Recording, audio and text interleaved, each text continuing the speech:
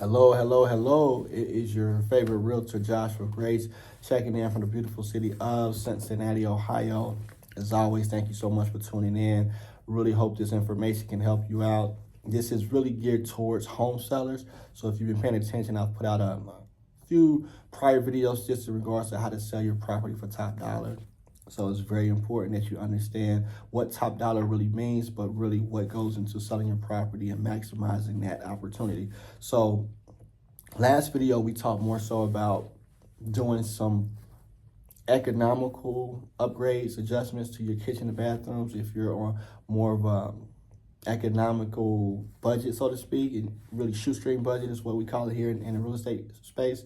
But this video here is actually geared towards home sellers who may have the funds, who can put up 30, 40, 50, $60,000 for kitchen and bath remodels. Not that it would cost that, but again, every property is different. Every square footage may adjust. Everyone's ideal of granite versus everything else and all your amenities, it will vary. But just to be on the safe side, if you do have the funds to complete a full-on kitchen and bath remodel, this video should be really helpful. So I'll go over about 3, maybe 4 really strong points that you want to consider and really implement. I say consider in a great way, but 4 points that you really want to have with you as you transition and complete that upgrade to your property. So very first thing, obviously, selecting a contractor, right? Selecting a renovation, a construction company that can actually do the scope of work that you need to be done. And what's very important when vetting out contractors, my honest opinion, you want to vet out at least 2, preferably 3 contractors.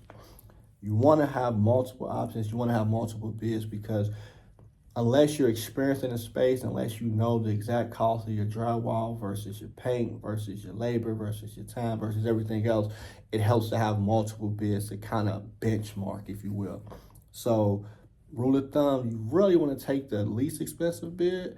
You really want to land somewhere in the middle. So hence, if you have 3 bids, I'm using simple numbers. If you have one bid that's $25,000, another bid that's $30,000, another bid that's $33,000, $34,000, you really want to land somewhere in the middle because obviously cost is important, but quality is even more important, right? So again, just because the bid is the lowest doesn't mean it's the best, right? So you want to bid out at least or vet out at least 3 contractors, okay?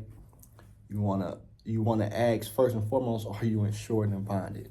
That's very important. Insurance kind of keeps you out of harm's way. If something does go left, go wrong, you have insurance to kind of cover that. Bond is really more so for theft. So if you ever owned a business or been in real estate, you'll understand if sometimes things come up missing, unfortunately. But a bond kind of helps secure that information or those resources as well. So insured and bonded. You want to ask that. Very, very important, especially if you're spending your hard-earned money, okay?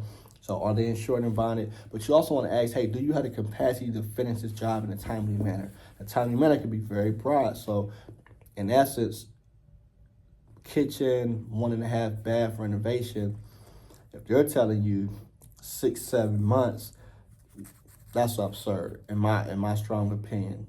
If you have a 1,900 square foot property to that kitchen, 1.5 bath, you're looking at a 4 to 8 week project. Again, there's going to be variables, there's going to be time adjustments, but 4 to 8 weeks is pretty fair. 8 weeks is pretty lenient, to be honest with you.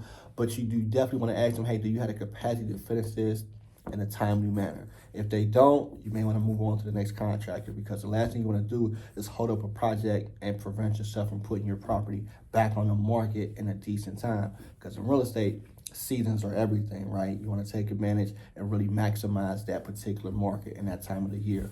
So are you insured and bonded? Do you have the capacity to finish this job in a timely manner? 3, you want to pay attention to the details. So once you've selected a contractor, once you've accepted a bid, once you have that relationship or that contract signed, you want to pay attention to details. You want to over communicate with your contractor. You want to let them know exactly what you want done and exactly what you expect to be done, right? So you want to make sure that you all on the same page. Who's buying the materials? You have some investors, they buy their own materials. They just drop them off. To each his own. I've seen it go both ways. I've seen, individuals buy their own materials and drop off to their contractors. I've seen contractors just take care of that and bring it in and you just oversee it. So again, you want to really pay attention to details. I can't tell you how many times I've been in a property. I've walked the rehab or even just a resale, and I look at the craftsmanship and I can just tell so many corners were cut. Those things go a long way when you're working with a really good real estate professional who has an eye for detail, who's actually been in that space, right? So pay attention to the details.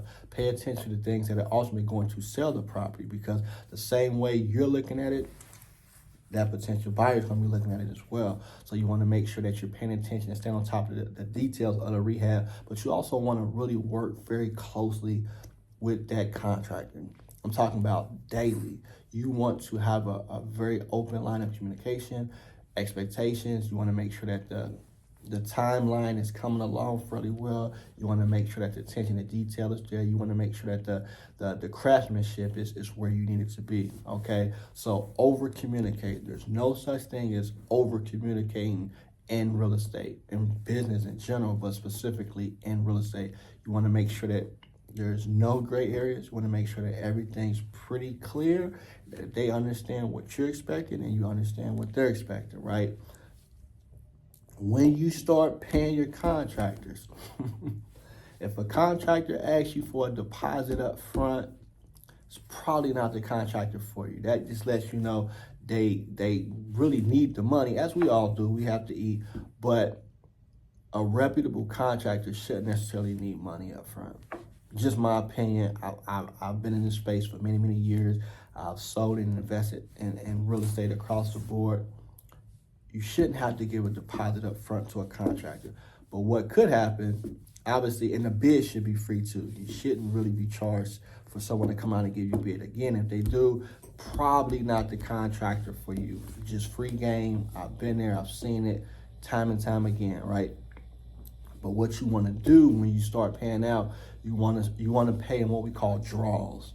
So if your total project is $50,000, don't you dare put up $50,000 from day one. Absolutely not. You want to work through a quarter system. So if it's an 8-week, for even numbers, if it's an 8-week project, every quarter you should be given a draw, if not 50% of the way. Everybody's different. To be safer, you'll say 50% of the work needs to be done. You'll pay up 50%, and then when it's complete, you pay the difference. But before you pay that final draw, you need to do a final walkthrough. We call it the blue tape error. So if there's certain deficiencies or errors, want to make sure that you blue tape that and you bring that back to the attention of the contractor so they can go back in, whether it's paint, whether it's mudding, whether it's sanding, whether it's, whatever, right? So you want to make sure that you pay in installments, you pay in draws. You never want to pay all that money up front. You don't want to pay it a week after the project. So, you really want to pay quarters, thirds, or halfway through. Again, every contract is different. Most will say, hey, we get 50% of the work done, we get paid 50% of the money. Completion, everything checks out, final walkthrough, we get paid final funds. But you never want to put up all of your funds for renovation up front. That's a no-no. Trust me, you don't want to do it. Okay, so again, hope this video helps. Few tips and tricks, few words of advice, expertise that can help you through that kitchen, those bathroom renovations. If you are in the Cincinnati area, as always, I'm here to answer any questions. I'm here to assist. Thank you again for watching the video.